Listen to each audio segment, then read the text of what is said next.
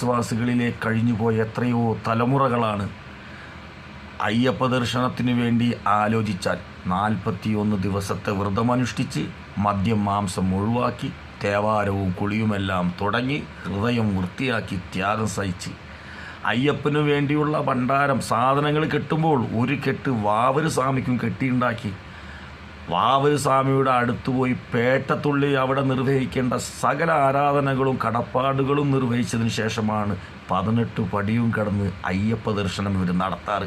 ആ കാലഘട്ടങ്ങളിൽ പഴയ മനുഷ്യർ പറഞ്ഞത് കേട്ടിട്ടുണ്ട്, അയ്യപ്പ ദർശനം പൂർത്തീകരിക്കണമെങ്കിൽ ആദ്യം വാവരുമായിട്ടുള്ള ആരാധനകളും കർമ്മങ്ങളും അനുഷ്ഠാനങ്ങളും പൂർത്തീകരിക്കണമെന്ന്.